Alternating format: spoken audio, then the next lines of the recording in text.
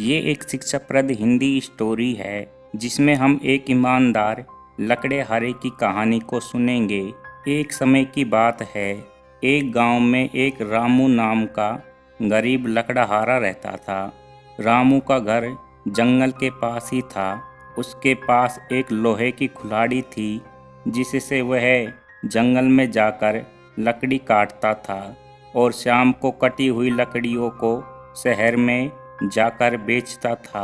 लकड़ी काटकर वह जो भी धन कमा पाता उसी से अपने घर का गुजारा चलाया करता था। जिस जंगल में रामू लकड़ी काटता था वहाँ पर एक नदी थी। एक बार वह नदी के पास वाले पेड़ से लकड़ी काटने लगा और उस वक्त गलती से रामू की कुल्हाड़ी नदी में गिर जाती है। ये देख रामू जोर जोर से विलाप करने लगा। रामू को रोता हुआ देख वहाँ पर नदी की देवी प्रकट हुई। उसने रामू से पूछा कि तुम क्यों रो रहे हो। रामू ने बताया कि मेरी कुल्हाड़ी नदी में गिर गई है और मेरे पास दूसरी कुल्हाड़ी भी नहीं है। अब मैं लकड़ी कैसे काटूंगा।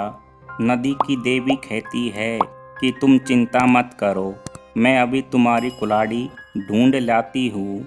देवी वापस जल में चल जाती है और एक सोने की कुल्हाड़ी लेकर आती है। वह रामू से पूछती है कि क्या यही तुम्हारी कुल्हाड़ी है।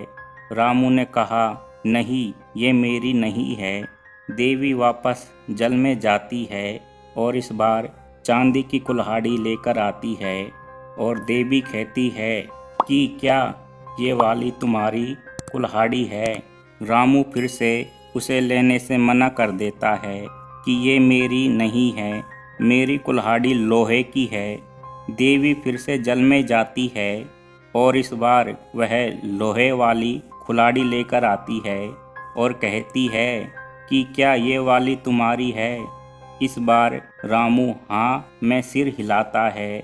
देवी रामू की ईमानदारी देखकर बहुत खुश हुई और तीनों कुल्हाड़ी उसे देते हुए बोली कि तुम बहुत ईमानदार हो और मैं तुम्हारी ईमानदारी से खुश हुई हूँ, इसलिए लोहे की कुल्हाड़ी के साथ ये सोने और चांदी की कुल्हाड़ी भी तुम्हें देना चाहती हूँ। रामू वह तीनों कुल्हाड़ी ले लेता है और बहुत खुश होता है।